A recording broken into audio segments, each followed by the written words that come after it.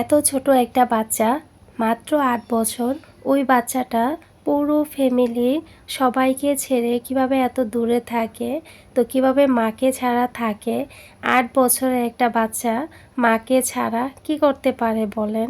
আসসালামু আলাইকুম, আমি টুপুর আপনাদের সাথে আছি কাছে দূরে যে যেখান থেকে আমার এই আজকের ব্লগ ভিডিও দেখছেন। আশা রাখি আল্লাহর রহমতে আপনারা সবাই অনেক বেশি ভালো আছেন। আজকে আপনাদের জন্য আরও একটা রেগুলার ব্লগ ভিডিও নিয়ে চলে আসছি আপনাদের মাঝে। সকাল থেকে ভিডিওটা শুরু করেছি। ওই যে টেবিলের উপর গাছটা আছে না, সেটাকে আমি একটু ধুয়ে দিচ্ছি, লাকি বেম্বু গাছটা। তো এটা কিন্তু আগে অনেক বেশি আরও সুন্দর ছিল। ওই যে অসুস্থ ছিলাম, বাবার বাড়িতে ছিলাম, এটাকে গোসল করানো হয় নাই। তারপরও আলহামদুলিল্লাহ ভালোই ছিল, তো ভালোই আছে। তো এটাকে 2-3 দিন পর পর গোসল করিয়ে দেই। ওনাকে গোসল টোসল করে একদম পরিষ্কার করে নিলাম, আর উনিও খুব সুন্দর হয়ে গেছে। আর এই তো খুব সুন্দরভাবে হাসতেছে, আমার কাছে মনে হচ্ছে ওই যে চকচক করছে। আর এদিকে আমি যে ট্রেটা আছে, আর দেখতেই পান একেবারেই জানালার সাথে, জানালাটা না খুলতেই পারি না, এত বেশি ধুলাবালু পড়ে, গ্লাসগুলো পর্যন্ত ধুলাবালি দিয়ে ভরে যায়। তো যেহেতু দোতলা বাসার মধ্যে তো জানেনই অনেক বেশি ময়লা পড়ে। আর যে কোনো বাসার মধ্যেই দেখবেন জানালা খোলা থাকলে তো ময়লা পড়বেই। তবে আমার মনে হয় দোতলা বাসার মধ্যেই বেশি ধুলা মনে হয় পড়ে, দোতলা 3তলা এই বাসাগুলোর মধ্যে। তো এইখানে হচ্ছে আমি টেবিলটাকে ভালোভাবে গ্লাস ক্লিনজার দিয়ে মুছে নিব। তো মুছে নিয়ে তারপর আবার সব কিছু একসাথে রেখে দিব। আমার কাছে না খালি গ্লাসই রাখতে ভালো লাগে, কিন্তু ওই যে জানালা খুলতেই পারি না। আর যেহেতু পছন্দের শখের গ্লাসের কালার দিলাম, একেবারে সারাটা দিন 8-10 বার মুছেও গ্লাসটাকে পরিষ্কার রাখা যায় না। তো তার জন্যই টেবিল ওই যে কি বলে ক্লথগুলাকে বিছিয়ে রাখি। আবার মাঝে মাঝে যখন ইচ্ছা করে তখন আবার ওঠাই, আর মেহমান আসলেও মাঝে মাঝে ওঠাই। যখন আমার খুব বেশি মন চায় তখন আবার উঠাইয়া ফেলি, উঠাই আবার খালি রাখি, এই করি আর কি। তো টেবিলটাকে মুছে টুছে একটু পরিষ্কার করে নিয়েছি। আর এই যে বাহিরের অবস্থা দেখেন, তো বাহিরটাও কিন্তু মানে খুবই সুন্দরই লাগতেছে। আস্তে আস্তে করে বৃষ্টি হচ্ছে। এই বৃষ্টি কিছুদিন ধরে এত বৃষ্টি আর ভালো লাগছে না, কোনো কিছুই দেখবেন অতিরিক্ত ভালো লাগে না। তো একজন আপু আমাকে খুব সুন্দরভাবে লিখেছেন, এমডি সিফাত আপুটা লিখছে যে আপু আপনি যে ক্যাবিনেটটা যে বললেন সেটা কি কাঠের? হ্যাঁ আপু, এটা কাঠের, কাঠ দিয়ে আমি বানিয়েছি। রান্নাঘরের 3টা ক্যাবিনেটেই আপু কাঠের। তো বলেই তো দিলাম, আপুটার কমেন্টে রিপ্লাই দিয়েছি। তারপর অনেক আপুদের জানার ইচ্ছা বলে দিচ্ছি। আর তখন হয়তো বা আপু খেয়াল করে শুনেননি, আমি কিন্তু কাঠের যে বানিয়েছি সেটা কিন্তু বলেছিলাম। যেসব আপুরা এখনও পর্যন্ত আমার ভিডিওর সাথে আছেন প্লিজ একটা লাইক দিয়ে দিবেন। আর যাদের কাছে ফ্যামিলি ব্লগ ভালো লাগে তারা কিন্তু আমার চ্যানেলটা সাবস্ক্রাইব করে আমার পাশেই থেকে যেতে পারেন। আর যারা রিমোটে এই কাজগুলো করে ফেলছেন সেসব আপুদেরকে অসংখ্য ধন্যবাদ। এদিকে আমি যে রান্নাঘরের কাপড়টাকে একটু ঠিকঠাক করে নিয়েছি, নিয়ে সব কিছু আবার জায়গা মতো রেখে দিচ্ছি। তো এটা যেহেতু একেবারেই চোখের সামনে, অনেক বেশি ময়লা হয়ে যায় এটা। আপনারা খেয়াল করে দেখবেন আমি কিন্তু কিছুদিন ধরে খুব বেশি এহসানের কথা বলি না। তো আমার পুরানো চ্যানেলের অনেক আপুরে আমাকে প্রশ্ন করেন এহসানকে কেন দেখেন না। তো দেখেন 8 বছরে ছোট্ট একটা বাচ্চা, ও কীভাবে ফ্যামিলির পরিবারের সবাইকে ফেলে এখন কিন্তু একা একা থাকে।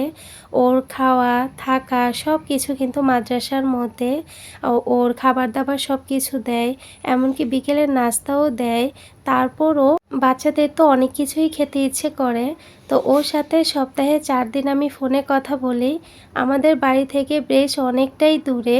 তো আমি মানে খেয়াল করে দেখবেন ওর কথা যখন আমি কমেন্টে পড়ি খুব শর্টকাটে বলে চলে মানে শেষ করে দিই।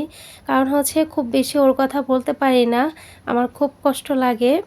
তো আমার পুরানো চ্যানেলে কিন্তু আপুরা দেখতেন ওর খাবার রেডি করতাম, ওকে মাদ্রাসায় নিয়ে যেতাম, আবার আনতে যেতাম। কিছু কিছু ক্লিপ কিন্তু আমার রেগুলার ভিডিওর সাথে শেয়ার করতাম। এখন আজকে ওই যে আমার ভাইয়ের ফ্রেন্ড আছে, তো ও হচ্ছে ওই মাদ্রাসার ইংলিশ টিচার। তো ও হচ্ছে গিয়ে ওই সপ্তাহে ৪ দিন ক্লাস করায়।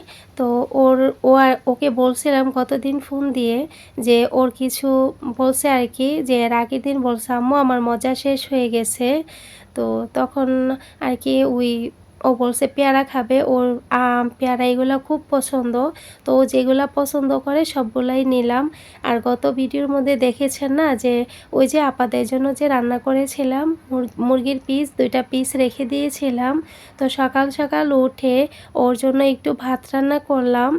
তো করে 2টা মুরগির পিস এইগুলা কিন্তু ডিপ ফ্রিজে ছিল, খুলে আমি গরম করেছি, নর্মাল ফ্রিজে রাতের বেলা রেখে দিয়েছিলাম। খুব টেনশনে ছিলাম যদি আমার লেট হয়ে যায়, অনেক সকালে উঠেছি, ওর খাবারটা রান্না করেছি, করে রেডি করে তারপর হচ্ছে গিয়ে ভিডিওটা অন করেছিলাম। গতদিন আমাদের দুধ আসে নাই, তা না হলে কিন্তু ওকে আমি দুধ জাল করে দিয়ে দিতাম। তো এখন যেহেতু দূরে থাকে, ভালো কিছু একটা করলে খুব মন খারাপ লাগে, খুব কষ্ট লাগে, খেতে পারি না, অনেক খারাপ লাগে যে ওকে ফেলে কিভাবে খাবো, বারবার মনে পড়ে। ও বলছে যে আম্মু যে আমাকে একটু আচার দিয়ে দিও, আমি ভাত দিয়ে খাবো। তারপর দেখলেন তো আমি বক্সের মধ্যে আচার নিলাম। ওর বাবার মতো ও খুব টক জাতীয় খাবার খুব পছন্দ করে, মেয়েরাও পছন্দ করে, কিন্তু আন্নি আবার আচারটা খুব কম খায়। তো ওখান থেকে ওর দুপুর, সকাল, রাত এবং বিকেলের নাস্তা দেয়। তো এ আর কি, তারপরেও ফাঁকে ফাঁকে ও যেটা পছন্দ করে ওটা আবার কিনে পাঠায়, ও আবার বলে, তো কিনে ওর জন্য পাঠাই। ওই যে আজকে না ও আবার দুপুরে যে মাদ্রাসা থেকে খাবার দিবে, ওই খাবারগুলো খাবে না, আমি যে বক্সে করে দিলাম এই খাবারটা ও দুপুরবেলা খাবে আর কি। আর আম এত বেশি পছন্দ করে, ওকে এই তো গতদিন আমি বললাম যে এহসান আমের সিজন কিন্তু শেষ হয়ে গেছে, মানে ভালো আম তো এখন আর পাওয়া যায় না। তো ওই যে সিজনের যে আমগুলা, বলতেছে এত তাড়াতাড়ি আম শেষ হয়ে গেছে। আমি বললাম যে হ্যাঁ। তো তারপর আমি যতবার পারছি ততবারই ওর কাছে কিন্তু আম দিয়ে পাঠাইছি। তারপর ওর আঙ্কেল আবার দিয়ে আসছে, ওর মামা দিয়ে আসছে, নানু দিয়ে আসছে। ও তো আমটা পছন্দ করে, ওই তার জন্য আর কি। আমি কিন্তু ওর খাবারটা রেডি করে তারপর আম্মার খাবারটা দিলাম। তো দেওয়ার পর আমি একটা ব্যাগে করে সব কিছু নিয়ে ওই যে আমার ভাইটা ফোন দিল, তো ওকে গিয়ে তারপর কিন্তু এই বৃষ্টির মধ্যে দিয়ে আসছি, ছাতা দিয়ে গেলাম, গিয়ে দিয়ে আসছি। তো তারপর আবার ফোনে কথা বলতেছে হ্যাঁ আম্মু পাইছি সবগুলা। আমি বললাম কি তুমি গুছিয়ে এগুলা রাখো। তো ওর হচ্ছে 40 দিন পর 3 দিনের ছুটি দিবে। তো ও আছে না, ও 40টা দাগ দিয়েছে, দাগ দিয়ে প্রত্যেক দিন একটা একটা করে কাটে আর হিসেব করে আমাকে বলে। তো বলতেছে আম্মু বৃহস্পতিবার দিন কিন্তু মামাকে পাঠাইও, আর যেদিন ছুটি হবে এর আগের দিন আমি কিন্তু বলবো তাড়াতাড়ি পাঠাইও। তো ওই তো প্রথম গিয়ে 40 দিন, তো ওর তো খুব কষ্ট হবেই। ও নাকি হিসেব করে দেখছে যে বৃহস্পতিবার দিন পরে, তো ওর মতো করে হিসেব করতে থাকুক। তো যাই হোক, সবাই আমার ছেলেটার জন্য দোয়া করবেন, আল্লাহ যেন ওকে ওখানে মন বসায়, তো ভালোভাবে যেন পড়তে পারে, বাংলায় ইংরেজি সব কিছুই আছে, আরবি, তো আরবিটা বেশি আর কি। তো সব কিছুর জন্যই মানে দোয়া করবেন আমার ছেলে মেয়েদের জন্য, এহসানের জন্য দোয়া করবেন, আল্লাহ যেন ওকে আমার মনের মতো করে দেয় আর কি, আল্লাহ যেন ওকে আমার মনের মতো করে মানুষ করে দেন। তো সবাই দোয়া করবেন আমার এহসানটার জন্য, ইভানির জন্য দোয়া করবেন, আল্লাহ যেন ভালো পথে রাখে, ভালো মনের মানুষ করে তোলে। আপনাদের সাথে কথা বলতে বলতে এদিকে আমি রান্নাগুলা বসিয়ে দিচ্ছি। এদিকে হচ্ছে মাছের ডিম, আজকে আমি বড়া রান্না করব। তো এইখানে আমি ডিমটাকে অল্প মশলা দিয়ে নিলাম, একটু লবণ, একটু হলুদের গুঁড়া দিয়ে নিলাম। আর যারা একটু মাছের ফ্লেভারটা কম পছন্দ করেন তারা কিন্তু একটু গরম মশলা দিয়ে নিতে পারে, এতে করে মাছের যে একটা আষ্টে গন্ধ ওটা আর বেশি একটা করবে না। তো আমি ছোট ছোট করে, আমি একটু বড় করেই বানাই, আপনারা চাইলে ছোট করেও বড়া আকারে দিতে পারেন। দেখেন ছোট করে বড়ার মতো হয়ে গেছে। তো একবার এক এক রকম করে আর কি। তো বড়াগুলা এক পাশ হয়ে গেছে, এখন আবার আরেক পাশ উল্টিয়ে নিচ্ছি। তো এভাবে করে সবগুলো আমি বড়া বানিয়ে নিব। আচ্ছা, আরাফাত হোসেন আপু লিখছে, আসসালামু আলাইকুম আপু, কেমন আছেন? ওয়ালাইকুম সালাম আপু, আলহামদুলিল্লাহ ভালো আছি, আশা করি আপনিও ভালো আছেন। তোমার ডালপুরিগুলো অনেক সুন্দর হয়েছে, দেখতে লোভনীয় হয়েছে মাশাল্লাহ। তো অসংখ্য ধন্যবাদ আপু, ভালো থাকবেন। এমডি রেদুয়ান এই আপুটা লিখছে, ঠিক বলছেন আপু, বালিশের কাভার ঠিক করতে গেলে বিরক্ত লাগে। ডালপুরিগুলা খুব সুন্দর হয়েছে আপু, অসংখ্য ধন্যবাদ আপু, অনেক ভালো থাকবেন। এদিকে হচ্ছে আমি বড়াগুলা উঠিয়ে কিন্তু আবারও কিছু বড়া দিয়েছি। তো এখানে হচ্ছে আমি চাল কুমড়া দিয়ে ডাল দিয়ে রান্না করতেছি, মুগ ডাল দিয়ে। তো অল্প অল্প করে মশলা দিলাম, দিয়ে এখানে আমি ধনিয়া পাতা আর কাঁচামরিচ দিয়ে দিলাম, আর তারপর আমি শুকনো মরিচ পেঁয়াজ ভেজে আমি বাগার দিয়ে নিব। আর এদিকে হচ্ছে স্বপ্না দেবনাথ এরকম একটা আইডি থেকে লিখছে, আজ প্রথম তোমার ভিডিও দেখলাম, খুব সুন্দর ভিডিও। সকালের নাস্তা, ফার্নিচার পরিষ্কার করলা, ডাল পুরি দারুণ হয়েছে, সব মিলিয়ে ভালোবাসা রইল। অসংখ্য ধন্যবাদ আপু, ভালো থাকবেন, আমাদের জন্য দোয়া রাখবেন। এইখানে একজন আপু আমার সাথে অনেক কিছু মিল আছে, আপু সুন্দর করে একটা কমেন্ট করেছেন। আব্দুল্লাহ আল ফাহাদ আপু লিখছে, আসসালামু আলাইকুম আপু, কেমন আছেন? ওয়ালাইকুম সালাম আপু, আলহামদুলিল্লাহ ভালো আছি। আপু আপনি চা পছন্দ করেন? আমি অনেক চা পছন্দ করি। আপনার হাজব্যান্ড কুয়েত প্রবাসী, আমার হাজব্যান্ডও কুয়েত প্রবাসী, দোয়া করবেন আমাদের জন্য, আমার নাম নিও। এই তো আপু বলে দিলাম, আর অসংখ্য ধন্যবাদ আপু এত সুন্দর করে গুছিয়ে আমাকে কমেন্ট করার জন্য। ভালো থাইকো আপু, আমাদের জন্য তুমি দোয়া করো। আচ্ছা, রুবেল খান এমন আইডি থেকে লিখছে, ভাইয়া কোন দেশে থাকে? আপু আপনাদের ভাইয়া হচ্ছে কুয়েতে থাকে, এই তো বলে দিলাম আপু। মুত্তাকিন ভাই এই আইডি থেকে লিখছে যে ডালপুরিগুলা ময়দা দিয়ে না আটা দিয়ে? আমি আটা দিয়ে তৈরি করেছি আপু, চাইলে ময়দা দিয়েও তৈরি করা যায়। তো যদিও আমি আপুকে কমেন্টে রিপ্লাই দিয়েছি, আমি বেশিরভাগ খাবারই আমি আটা দিয়েই বেশিরভাগ তৈরি করে থাকি, আর ময়দা দিয়ে খুব কমই তৈরি করি আমি। তো এই তো আপু আজকে আটা দিয়েই তৈরি করেছি, তবে ময়দা দিয়ে করলেও ভালো হবে এবং এবং আটা দিয়ে তৈরি করলেও ভালো হবে।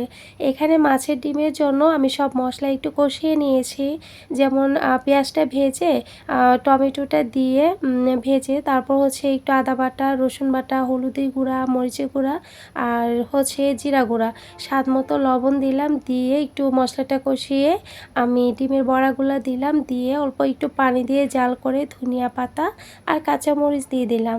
এতে করে কিন্তু ডিম ভুনাটা হয়ে গেছে।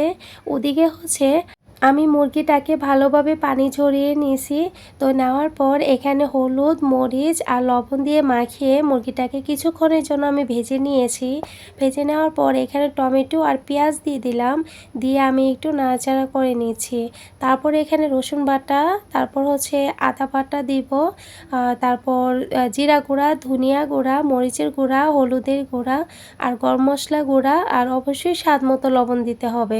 দিয়ে আমি কিছুক্ষণের জন্য ঢেকে রেখে দিয়েছিলাম। এখন মুরগির মাংসটা আর সব মশলা পেঁয়াজ সব কিছু একটু নাড়াচাড়া করে নিব। এই মশলার মধ্যে মুরগিটা এভাবে আমি কষাতে থাকব। তারপর আরও কিছুক্ষণ পর আমি পানি অ্যাড করব।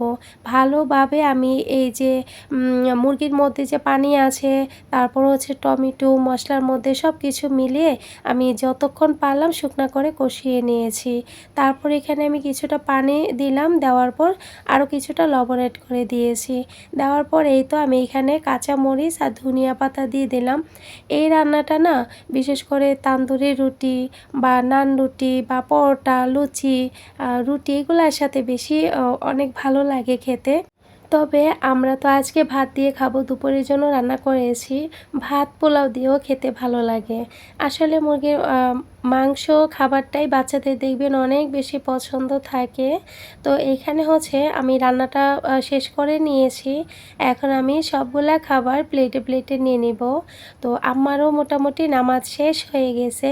আর যেদিন ভিডিও করি না, ওই যে অনেক লেট হয়ে যায়, আর ভিডিও না করলে খুব তাড়াতাড়ি কাজ হয়ে যায়। ওদিকে ডিমটাকে সার্ভ করে নিয়েছি। এখন হচ্ছে মুরগির মাংসটাকেও একেবারে রেডি করে নিয়েছি। আম্মাকে খাবারগুলা দিয়ে এসে তারপর আমি চুলা-টুলা সব কিছু মোটামুটি পরিষ্কার করে ফেলছি।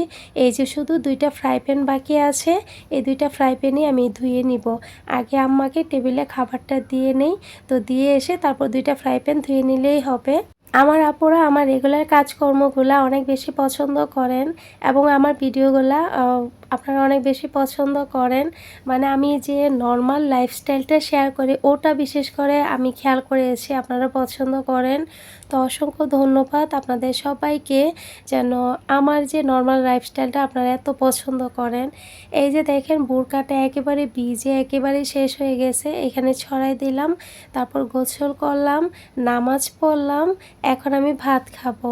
তো আম্মা এখন যে ভাত খাওয়া শেষ আম্মার, আর তারপর ওদিকে ওই যে নামাজ শেষ করে আমার নিজের কাপড় চোপড়গুলো ধুলাম, তারপর হাউসটা ধুলাম, ফ্রাই প্যান এগুলো ধুলাম, এগুলাও তো করতে একটু সময় লাগে। তো আমি কি করি, আগে খাবারটা রেডি করে আমি আমার নামাজ শেষ হলে টেবিলে আগে দিয়ে ফেলি, দিয়ে আম্মাকে বলে আম্মা খেয়ে নেন। তো বাচ্চারা যদি স্কুলে না থাকে তাহলে বাচ্চাদেরকে নিয়ে খেয়ে ফেলে, আর তা না হলে আম্মা একা একা খেয়ে ফেলে আর কি। আর এদিকে আর বলে আর কি তোরা গোসল করে আয়, তো আমি বলি কি আম্মা এখন বসলে তো নামাজটা হবে না, তো ওই নামাজটা পড়ে এসে খাই। আর এই যে খাওয়া দাওয়া করে মেয়েদেরকে নিয়ে আবার প্রাইভেটে নিয়ে বের হয়ে যাচ্ছি। এই হচ্ছে একজন মায়ের অনেক অনেক বড় ডিউটি আর কি, ডিউটির কোনো শেষ নাই। তো ওদিকে হচ্ছে আমার জন্য একটু ওই যে তুলসী পাতা দিয়ে চা করে নিচ্ছি। আমার এই কাশি শুনে আম্মা বলতেছে যে তুই দুধ চা খাবি না, আমি তুলসী পাতা গাছ থেকে মানে করে দিতেছি, তুই চা করে খা আদা দিয়ে। তো আম্মা এই মাত্র তুলসী পাতা গাছ থেকে পেড়ে দিল, আমি চা করে নিলাম খাওয়ার জন্য। সাথে একটু ল্যাক্সাস বিস্কুট আছে, আর কারেন্ট চলে গেছে। আম্মার জন্য এখানে দুধ জাল করে নিয়েছি। সবাই ভালো থাকবেন, সুস্থ থাকবেন, ভুল ত্রুটিগুলো ক্ষমা সুন্দর দৃষ্টিতে দেখবেন। আল্লাহ হাফেজ।